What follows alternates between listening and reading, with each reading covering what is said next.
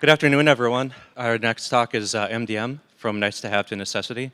Our speaker will be Rich Troughton. He hails from all the way from SAP. Rich comes with 20 years of Apple management experience. You may know him from his many talks at previous JNUC sessions or from his blog, Derflounder. And everyone, please give a warm welcome to Rich.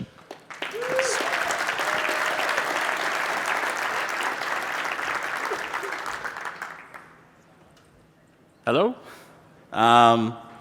Before we get started, there's two things I'd like to mention. The first is that all the slides, speakers notes, and the demos are available for download, and I'll be providing a link at the end of the talk. I tend to be one of those folks that can't keep up with the speaker and take notes at the same time, so for those folks in the same situation, there is no need to take notes. Everything I'm going to be covering is going to be available for download. So let's start by getting on the same page. What is MDM? In the context of Apple devices, mobile device management, or MDM, is a delivery mechanism for distributing data and settings to Apple devices. This includes Macs, iPhones, iPads, and Apple TVs. So more specifically, MDM is an API for sending device management commands. Not all these commands are backwards compatible, so MDM commands for a specific OS version and later won't work on earlier OS versions. When did MDM enter the picture?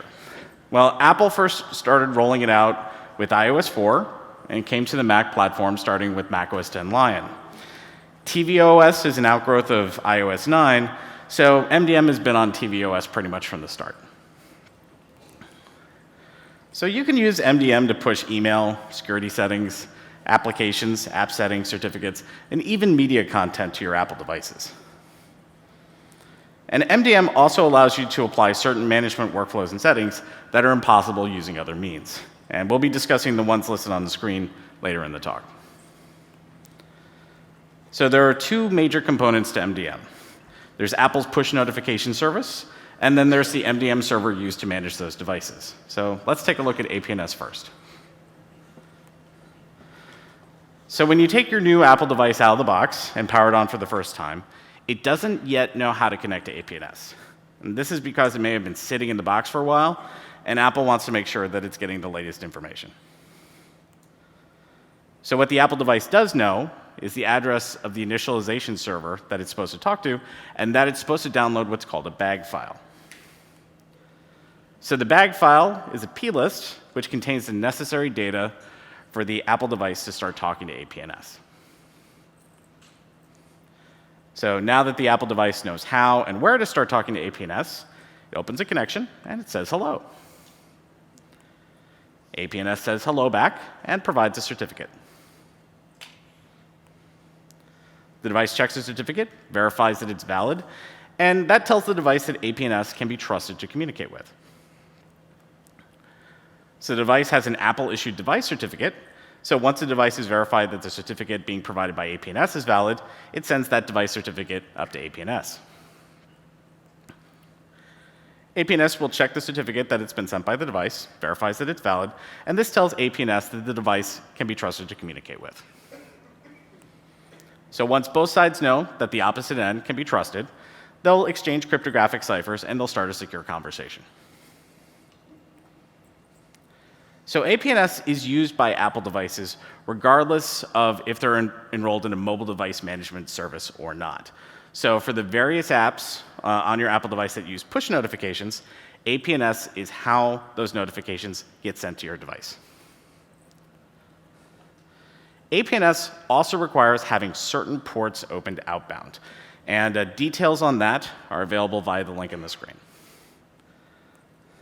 Now, this is probably the part of the KBase article where your InfoSec and firewall folks may start shaking their heads and saying things like, no, no, no, no, can't do this, can't do it. Well, for those folks having that argument with their security or network folks, now here are some important facts to know.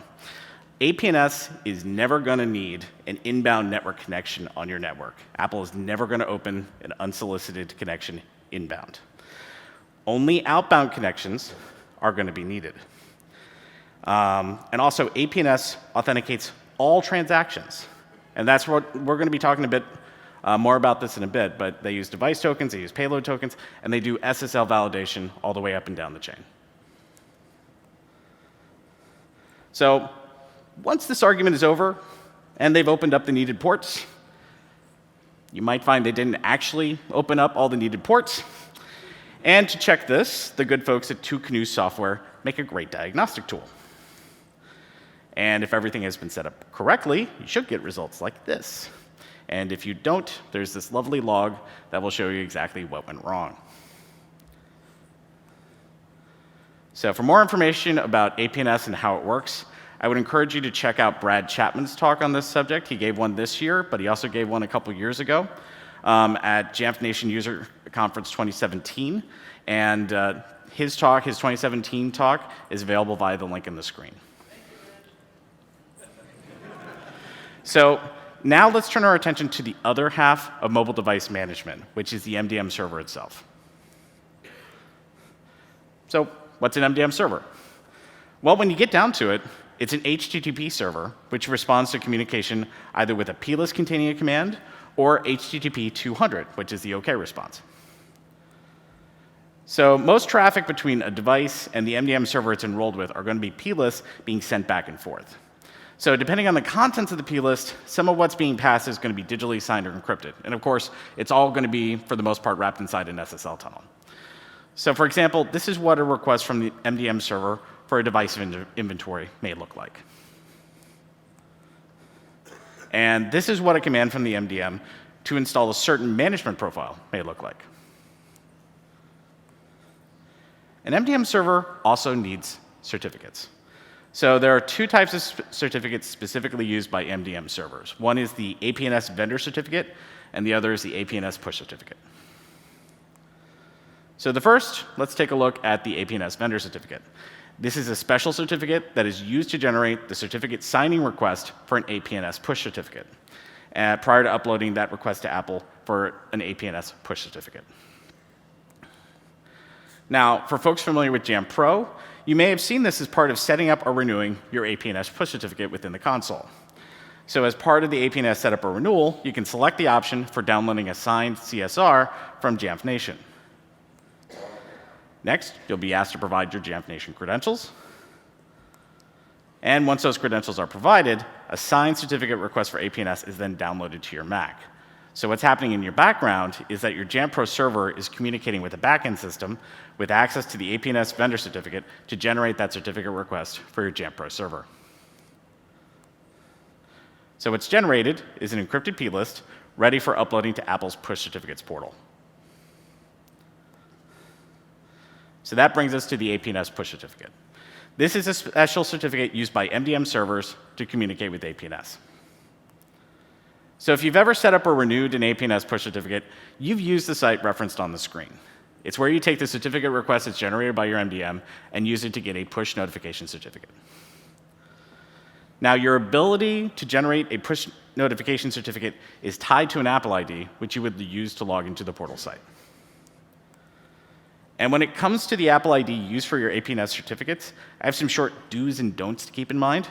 Where possible, you should have one Apple ID per APNS certificate, and make sure you have them documented. You should also make sure you're not using a personal Apple ID or one tied to your work email address. If you can, have a dedicated email mailbox set up just for the Apple IDs involved. Also, really important, do not lose the password for the Apple ID in question. Just show of hands, how many people have had to deal with their APNS Apple ID where the password got lost? Oh yeah, that's fun, isn't it? So to show what can happen if you don't follow these rules, here's what the portal looks like when I log in with my personal Apple ID. I've got 2 active APNS certificates, and now I have to figure out which specific APNS certificate goes with my MDM server. This is important for reasons I'll be discussing a little more in a bit. So I think I got the right one figured out, so let's go ahead and upload that CSR. Great, I've got a new APNS push certificate. Let's download it and take it over to my MDM server. Well, this looks bad. What happened? Well, Apple's push notification service is a chain of trust, with multiple security factors built into that chain. So the first part is a certificate that I received from the push certificate portal. When inspected, the certificate looks like this. And the second part is what's known as the topic, which is a specific UUID identifier associated with your MDM server. The certificate generated by the push notification portal will include the topic in both the common name and the user ID fields of the push notification certificate. So this information is also visible if you click on the info button, like I should have, next to the relevant certificate on the portal page. And this topic is also embedded in the MDM profile that your MDM server issues to your Apple device, with the topic field listing the user ID field of the APNS push certificate. So to circle back to my earlier problem with the push notification certificate, I'd accidentally created a new push certificate for my MDM instead of renewing my existing one. Because this topic is a UUID, it will be unique per MDM push certificate, and it can only be included in push certificates if that certificate is being renewed. So if you set up a new one, it's going to change. Oops. Now, fortunately, my MDM warned me before I actually uploaded that new certificate with a different topic. Thank you, Jamf. If I'd gone ahead and uploaded it, I would have broken the middle of my trusted chain of certificates, and all devices enrolled with my MDM would have instantly lost the ability to communicate with the server, because now APNS would no longer be able to point them to the correct MDM server. So once I went back, created a new CSR, and made sure to renew the correct APNS certificate this time, everything was fine. So with that knowledge, let's take a look at how the MDM server communicates with APNS. So like an Apple device, it'll open a connection and it'll say hello. APNS says hello back and responds with the certificate. MDM server checks the certificate and verifies that it's valid, telling the server that APNS can be trusted to communicate with. The MDM server now sends the APNS push certificate it was issued by Apple to the Apple push certificate portal. It sends this on to APNS. APNS will check the push notification certificate it's been sent and verifies that it's valid, telling APNS that the MDM can be trusted to communicate with. So once both sides know that the opposite end can be trusted, they exchange cryptographic ciphers, and they start their own secure conversation. However, the push certificate and the topic are not the end of this chain of certificates. The last link for devices is what's known as the device token. So this token is generated by APNS, and it's going to be unique per device. And these tokens are the same kinds of tokens that APNS will assign to applications that use push notifications. So in this case, the application in question is going to be your MDM server.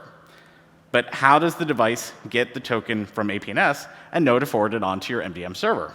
Well, this happens as part of MDM enrollment. So the device will connect to the MDM server and send in an enrollment request. As part of the enrollment process, the MDM configuration profile is downloaded to the device. The device is now managed by the MDM server, and it's able to have a secure conversation with it. And once that MDM profile is in place, the device registers it with APNS using the topic.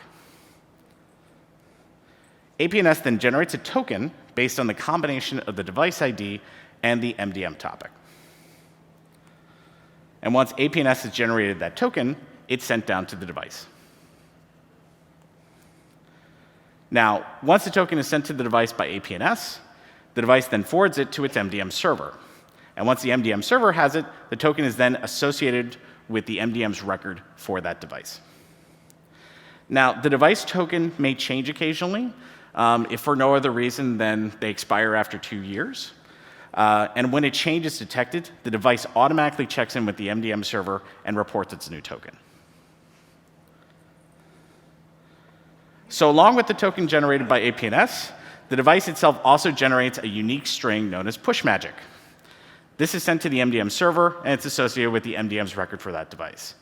This push magic value is another UUID that ensures that the MDM server is talking to the right device when it sends commands. So now everything involved has the right cryptographic trust relationships in place to communicate securely with each other. So let's use that to send commands to our managed devices. So first step is the MDM server creating a notification payload using the token and the push magic of the device that it wants to send something to. Next, APNS forwards the notification to the device. The device verifies the token, the topic, and that push magic all match, and then it accepts the notification. The device sends feedback via APNS that it successfully received and decoded the notification. And in response to the notification, the device checks in with the MDM and gets whatever command or configuration settings that the MDM has for it. So one thing that's important to understand is that no management data ever goes over APNS. APNS is only ever used as a trigger mechanism to make the device ask its MDM for commands to run. So this genericness is what allows APNS to be used by everybody who needs to send push notifications, because APNS is only ever telling the device to check in with whatever originally generated that notification. And that applies to not just MDMs, but also any app that you have on your device that is using push notifications. All APNS ever does is it says, hey, you, check in with this server. That's all it does. And APNS is also pretty secure because of its verification scheme. By the time an APNS notification reaches its target device, it relies on the push notification certificate being valid, it relies on the topic being valid, it relies on the token being valid, and it relies on the push magic string being valid. And if any of these are not valid, the notification is automatically discarded by the system. So now we know how MDM works, but why do we need this?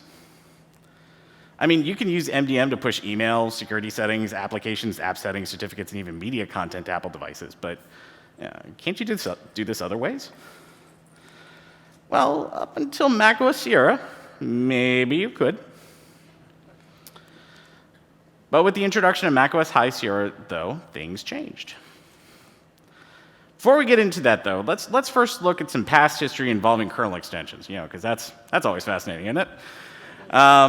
Starting with OS X Mavericks, Apple made changes to how third-party kernel extensions had been allowed to operate. So with Mavericks, we start to see Apple saying that third-party kernel extensions should be signed with a special developer certificate, which is only used for kernel extensions. And ideally, the signed kernel extensions now also go into library extensions, which is a new location. Previously, they'd gone into system library extensions.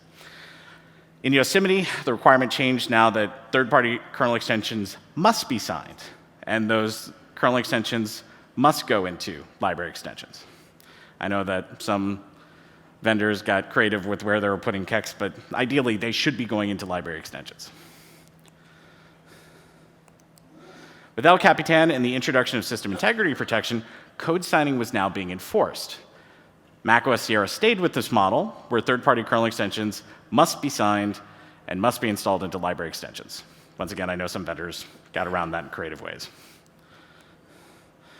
With the introduction of macOS High Sierra, though, things changed again. Apple introduced what would become known as user-approved kernel extension loading. Instead of kernel extensions just loading automatically, now there was an approval process. And first, you got this message letting you know that the kernel extension was blocked from loading. And then you had to go into the security preferences and click a button. Don't want to manage kernel extensions this way? Well, there's this easy-to-use method of booting to macOS recovery and running some command line commands. So you can modify the list of kernel extensions using the spctl command, but only while booted from the recovery environment for the specific Mac that you want to manage. So this is relatively easy for an individual to do, but this is hard to manage for more than a handful of machines. So the alternative is MDM enrollment. For High Sierra 10.13.0 through 10.13.3, if a particular Mac was enrolled into an MDM solution, kernel extensions management went back to the macOS Sierra model, where kernel extensions just loaded automatically. This enforcement model, user approval was just bypassed. No longer needed for third-party kernel extensions. And this marked the first time that some large enterprise environments really needed an MDM solution for Mac management. Why? Well, many security tools use kernel extensions, and those kernel extensions need to load in order for the security tool to run correctly. Now, starting with 10.13.4, Apple began enforcing what's known as user-approved MDM. They introduced it a little earlier in 10.13.2, but in 10.13.4 they start enforcing it and making it that you need to have it. So now, having an automated enrollment into MDM did not grant you all the MDM management rights how it had worked before. Instead, a human being needed to go and click a button in the profile's preference pane. And Apple also went to some trouble to make sure that this button could not be clicked using automated means. I'm sure you guys have all run into this. Among other things, they disabled the ability to click the approval buttons via remote screen sharing. They really want someone to be in front of the machine at that keyboard, hitting that with the mouse. Now, once approved, all MDM management rights are now available on High Sierra. Now, this is important because Apple began requiring UA-MDM be enabled before certain management rights are available. The first, of course, was what we're discussing, management of third-party kernel extensions starting in 10.13.4. A new kernel extension whitelist profile became available, but it only worked on Macs where UA-MDM was enabled. And this new profile allowed you to whitelist kernel extensions by vendor or by the individual KEXT identifier. So without this whitelisting, the logged-in user will be asked to approve the loading of third-party kernel extensions, even if that Mac was otherwise enrolled into an MDM server. Meanwhile, starting on macOS Mojave, Apple introduced a new privacy protections for data stored in the user's home folder and elsewhere. And when an outside tool or process tries to access protected data, you get some lovely dialog windows that pop up. And I think my favorite one is the one where Enterprise Connect wants to control Enterprise Connect. Yeah. Now, alongside these new protections, Apple introduced another management right that's only available to Macs with UA-MDM enabled. And this was the ability to whitelist the ability of specified tools and processes to access areas otherwise put off limits by the new privacy protections. Without this whitelisting, the logged-in user will be asked to approve or deny actions by those tools or processes. Now, it seems likely that Apple will be putting more and more management behind UA-MDM, which makes it all the more important that Macs be enrolled with an MDM and stay that way. Meanwhile, outside of MDM, the introduction of Apple File System made traditional methods like imaging much more difficult to use when preparing Macs for deployment. I mean, for all intents and purposes, is imaging dead? Yes. Instead of imaging, Apple is now encouraging folks to use the Device Enrollment Program, which I believe has recently changed name to the Automated Device Enrollment Program. I can't keep up with the acronym, so I'm just going to keep calling it DEP. But what does DEP require? An MDM server. And using DEP, Macs can be automatically enrolled with an MDM server as part of their initial setup. And then the MDM server can run whatever deployment process is desired by a company, school, or institution. So what's this look like on a Mac? So in this case, you go through Apple Setup Assistant. You'll hit this remote management screen. Put in our case, at SAP, you put in your username and your password. And it takes that information. And it'll pre-populate information into the username set up for your initial user. We use DEP to skip a whole bunch of preference panes. We basically just have location services, and for those Macs that have Touch ID, we also have that appear. But after that, you go through that, and you're pretty much ready to go. Aside, of course, we then have another setup process that runs after this. Now, as an added bonus, since a Mac in DEP is assumed by Apple to be owned by a company, school, or institution, UA-MDM is automatically enabled without the usual need for the logged-in user to approve it. Now, another Apple program that leverages MDM is the Volume Purchase Program for distributing software from the Mac App Store. VPP's latest way of assigning App Store licenses to devices relies on an MDM server to both manage the device and also assign that license. So assigning those licenses directly to devices means avoiding the need to have an Apple ID involved in the license assignment. Instead, the MDM server can just assign a license to the computer record it has, and the app can install silently on the Mac in question, and can also update silently, which is really nice. Now, bringing up the tail of MDM's capabilities is one that MDM has had since its introduction, which is the ability to lock and wipe devices. So these are likely MDM's least thought of functions until a VIP leaves their Mac or their iOS device in the back of a taxi somewhere. However, they can be a lifesaver in such situations as they allow a device to be either remotely locked or wiped to prevent access to the data stored on it. So let's take a look at how it looks to lock a device using Jamf Pro. So in this case, you can put in a PIN code. And since we're locking it, we also get the option to put in a message. In this case, we're just saying that the computer's been locked, and please call this phone number. All right, let's go ahead and lock the computer. Yes, for sure. All right.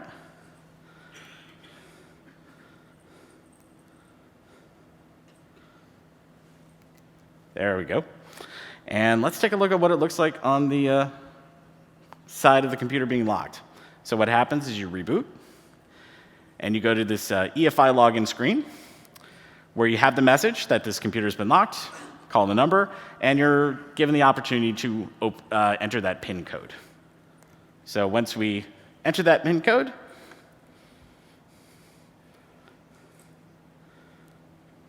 Mac reboots again.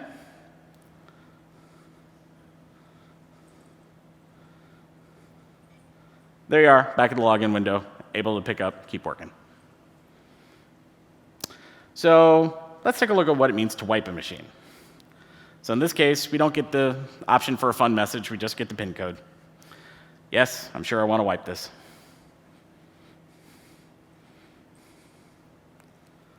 And let's take a look at what it looks like on the Mac's end. So I got the wipe command, reboots. As part of the reboot, wipe the machine. So what you get is this EFI screen. Looks very similar. Place down your PIN code. There's no message here. Unfortunately, there's no option to say, I've just wiped your machine. Please call this number. Yeah, they'll probably be calling anyway. What happened? So you put in your PIN code. Tell it to restart.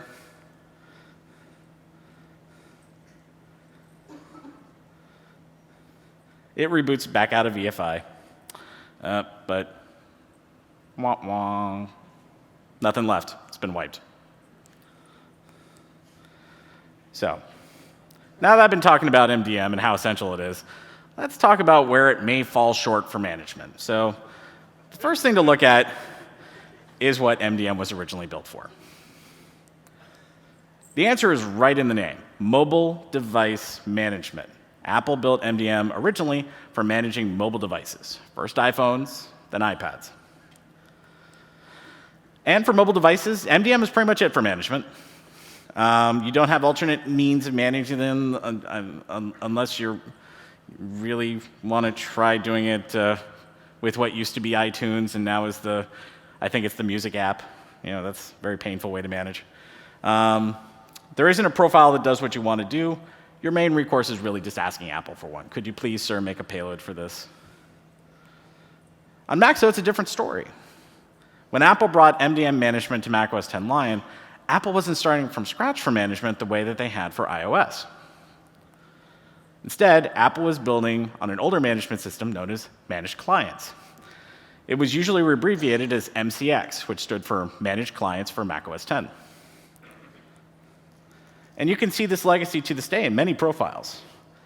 So in this case, I built a profile to manage a particular setting for a software application called EndNote.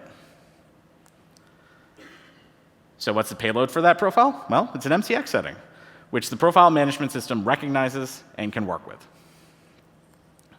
So MCX had a variety of enforcement options, including the option to set a setting one time, and thereafter the user had control of it. However, with Apple's introduction of MDM management on macOS 10, the default management option became to always manage a setting. While it's still possible to manually build a profile which only applies a setting once, the general expectation is that management with a profile will lock out user control over that setting. So if we look again at that EndNote profile, we can see that always management option appearing as the forced setting in the payload. Now, if we wanted to change that to apply only once and then have it be a user controllable setting, we would change that key to once. Now, this may or may not work in the profile. It depends on how the OS is interpreting it.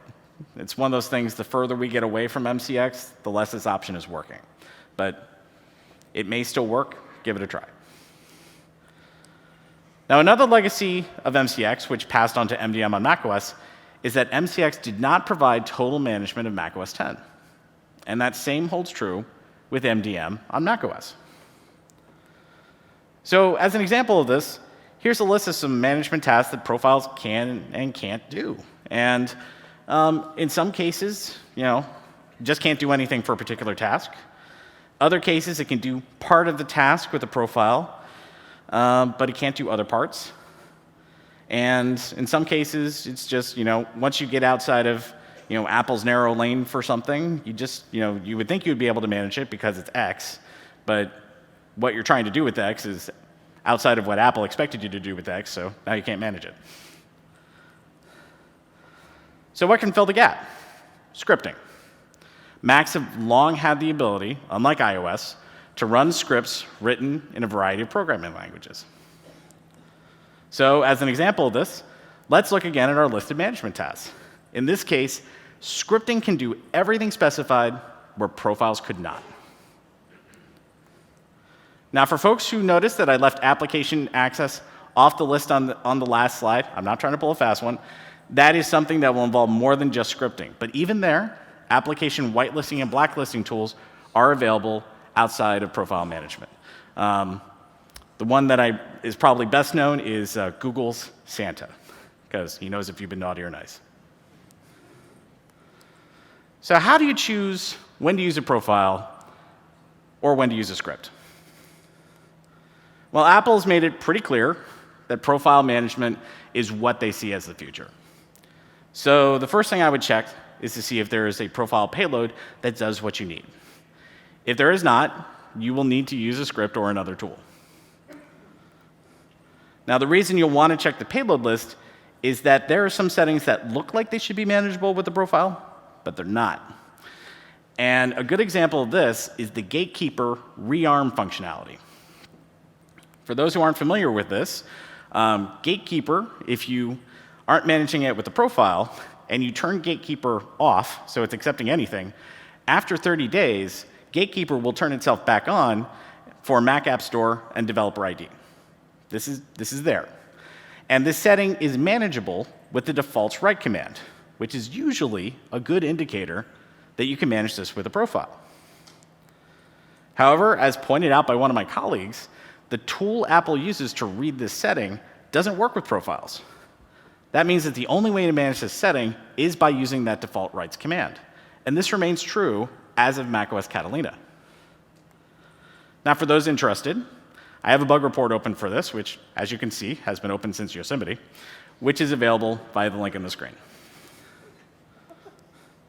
Now, if there is an available payload, the next thing to check is if you want to manage that setting once or always. If you always want to manage that setting, profile is going to be your best choice. If you want to manage it once, a script is probably going to be your best answer. And one more thing to check is whether the profile you want works for the latest OS, because Apple may have fixed something that wasn't previously working. And a good example of this is a profile using the software update payload. So on Mojave, this profile does not properly manage the setting to automatically install macOS updates. As a result, frankly, you're better off using a script on Mojave to enable automatic installation of macOS updates. But meanwhile, in Catalina, Apple fixed the issue. And the same profile now manages the macOS update settings. While the script still works on Catalina, it's now no longer needed.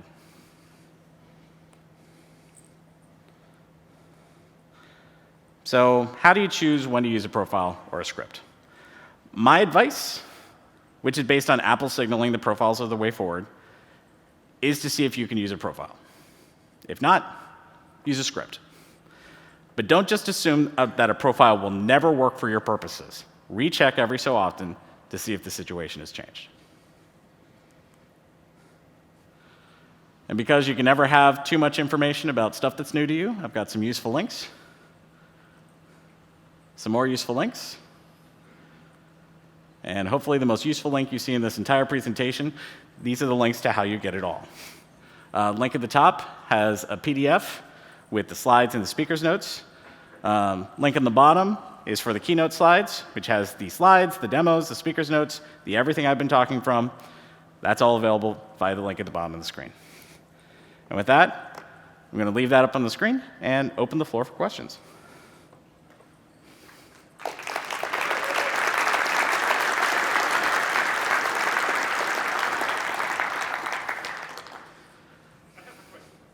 OK. Let us get a microphone back to you so that the stream will be able to hear it. Thank you for the presentation. It was great. Just to confirm, the way that the APM, Apple Push Notification Servers, contact with the client is because there is a persistent connection between the client and the APN? I'm sorry, I could not understand all of that. So the idea is when the MDM send a communication to the APN to contact with the device?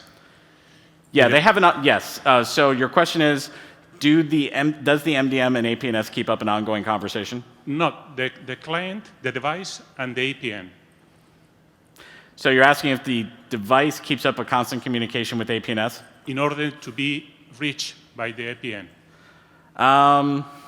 Because how the APN knows where the device is to send the push notifications has to be a permanent connection between them. That is a good question. I don't know. In particular, I'm not sure if it is persistent in the way that you mean it or not. I don't know. I'd have to get back to you on that one. Okay, because I always thought about that. Yeah, it's one of those things where they don't want to, Apple wants developers to assume that whatever network you're connected to is slow, terrible, and expensive. So I don't know if it's a constant polling or if it's like, just kind of keeps its ears open, listening for what APNS has to say. Because there's two different ways of handling that problem, and I'm not sure how Apple is handling it. Okay. Actually, let me turn it over to the audience. Does anyone actually know the answer to this one? Yes? It does. It tries to reestablish the connection all the time. OK, tries to reestablish the connection all the time. All right, cool. Thank you, sir. See, crowd participation. Let's crowdsource some of these answers. Anyone else? Yeah, got some more folks in the back.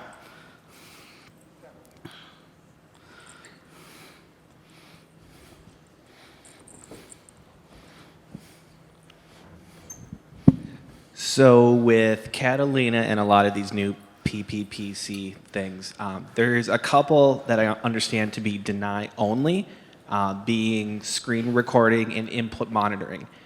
We have some tools that rely on that, especially our remote support tools, and we're finding that if you're not an admin, you can't approve these. So a lot of people in our organization, being in healthcare, can't approve these, which kind of limits us on the ability to use these tools. As far as I know, the only one that a non-admin can't approve is the input monitoring. Is there a way around that? Is there a roadmap, or am I totally off here? So for screen recording and camera, whitelisting via profile is deny only. And that was a deliberate choice on the part of Apple, where they didn't want people being able to force enable your camera being on and you not having an option to turn it off. I was not aware of the admin requirement for that. That is a good question. That might be something that you'll want to talk with Apple about to provide the ability for standard users to also do that. In my own shop, we have the ability to get admin rights on demand using an app called Privileges. So I had not run into this particular restriction. But this is a conversation that you'll want to have with Apple. Yeah, because I've noticed that screen recording you can manually approve, but you don't need to unlock the pane. Right, With right. the other one, you have to unlock the pane. Yeah. At least in my testing, but I would find it hard to believe that companies such as GoToAssist would just kind of let their app be adrift on all new Macs. So I have seen various AV vendors find some sneaky ways around this by writing to the user's copy of the TCC database. Zoom in particular did something sneaky with that recently to enable that. So there are ways around it, but I also suspect that when vendors starts being sneaky, Apple will come back around and shut that off for them. Thank you. Sure thing.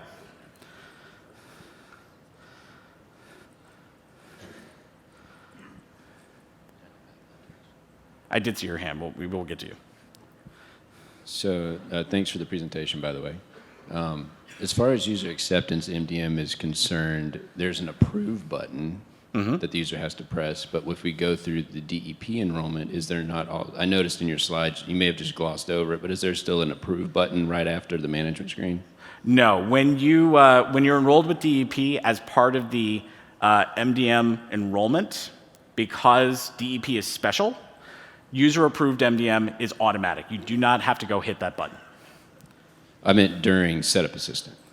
So usually you're now under management by SAP, then the very next screen might be agree to, it may be the privacy settings I'm thinking of or something like that. No, there isn't an approve. So a- UA-MDM, when you're going through Setup Assistant, there isn't an option to approve UA-MDM, even with DEP. With DEP, you just get UA-MDM. It's just there. You don't have to do anything special or extra. Right. I might be thinking of something different then. Okay. But I mean, there's still, the license agreement for Mac OS that you need to agree to and stuff like that. Right. I guess maybe I was under the impression that was kind of the user's approval, accepting the management. I get. But- Consult your closest lawyer to find out for sure. But anyway, thank you. Yeah, I don't know. Thank you.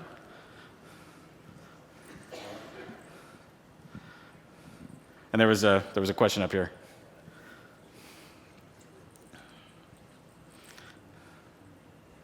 Please, a little more information on that privileges app you just mentioned. Some more information on the privileges app. Okay.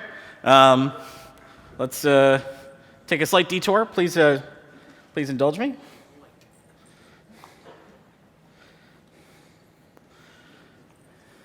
If I were the mouse, where did I get to? Okay. I seem to have wound up on a way different screen than I was expecting.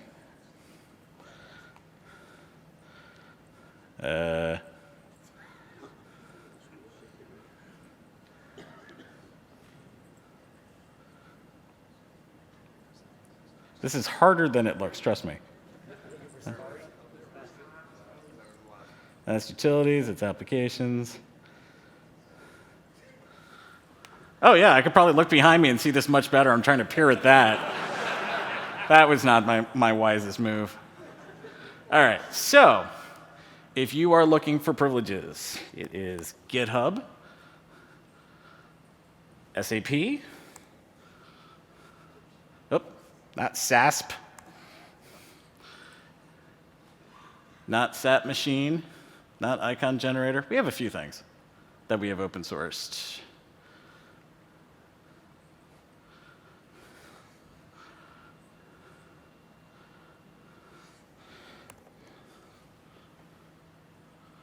There we go. macOS enterprise privileges. Dismiss this. So let me make that a little larger so folks can see. There is the very blurry address. That did not improve matters, I'm sorry. So, but if you go to GitHub, SAP, macOS enterprise privileges, we have a lovely tool called privileges that is designed for the express purpose of allowing you to promote a standard user to an admin user. And how it works is you click on privileges, it says you are currently a standard user, and now you're not. Now you are an admin user. For those who use audit packages, for those who use auto package, if you search for, if you use auto package search and search for privileges, you should be able to find this. We have auto package recipes available for download PKG and also JSS if you want to upload this to your Jamf Pro server. And it's a very cool tool, and we are happy to share it with the world. We recently updated it, so it is compatible with Catalina, and it is notarized.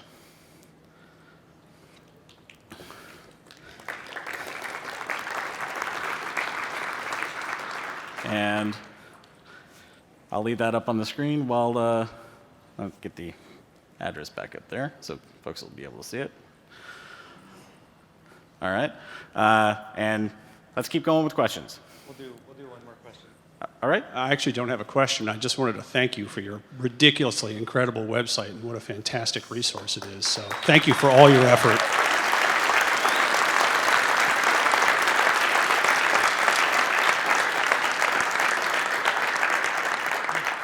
Thank you. It always makes me happy to find out when the stuff I post helps folks out. I hear you have a book. I also have a book coming out in December. The last date I had on is that it's going to be coming out December 30th. It has a very long title, and I wrote it with Charles Edge, but it's about Apple device management. So this may be an easy question for other people here, but when trying to build config profiles, I have a hard time finding the payloads I need, especially for smaller third-party apps. I've heard of like Profile Creator on GitHub that helps, but do you have any either resources or best practices to nail down those payloads to build out a config profile? So Profile Creator is an excellent resource for that. For those not familiar with it, let me pull that up.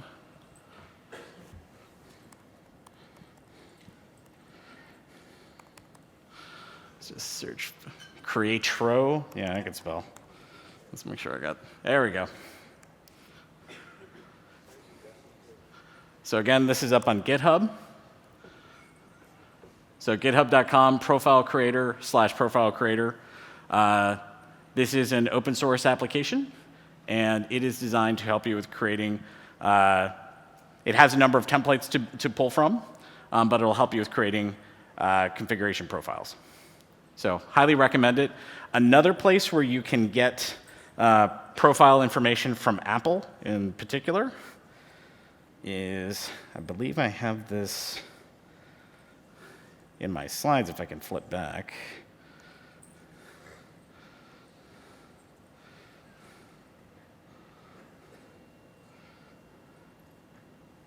Yeah, there we go. No, I want you to go there. Come on. Yes, open link. There we go. So this is new from Apple and very, very welcome. These are the profile-specific payload keys that Apple has documented. And for example, if you want to take a look at configuring AirPlay, it'll tell you everything you need to know about what properties are associated with it, what it's good for. In this case, it's just good for tvOS. Mobile accounts for folks who are binding to AD or LDAP as your directory service. You can put down a profile, and it'll govern how your mobile account should work. I think it tells you. Does it tell you? Yeah, it's like over here. Technology, macOS 10.7. Because Apple changed everything to macOS. Even though it was originally macOS 10, it's now macOS 10.7. But yeah, this is, I have this in the list of useful links at the end of my presentation. Between Profile Creator and Apple's documentation, you should be in good shape for creating your own profiles. Oh, also, to plug myself, if I could only type. So GitHub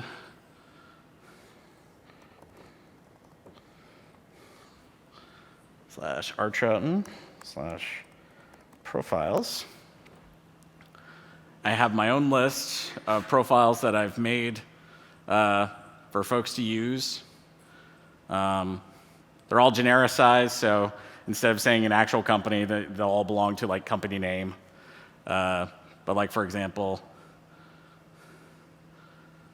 I've got one for those folks who are like, I hate that the scroll bar is invisible. I have a management profile that sets the scroll bar to be always visible because this drives me insane. For enabling automatic download and install of things, this is one for Microsoft Office. Does a bunch of things, including Microsoft Edge Developer, Defender ATP, all kinds of new stuff. So also look around on GitHub. There's other folks that have done something similar where they posted their own profiles to basically help out the community. So GitHub is going to be a really great resource for this. And if you search for .mobile config, you should be able to pull up a lot of these profiles. We're out of time? Oh, we are out of time. Thank you all for coming.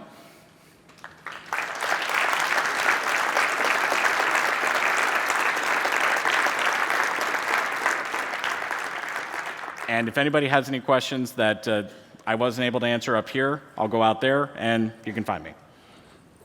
Thank you very much.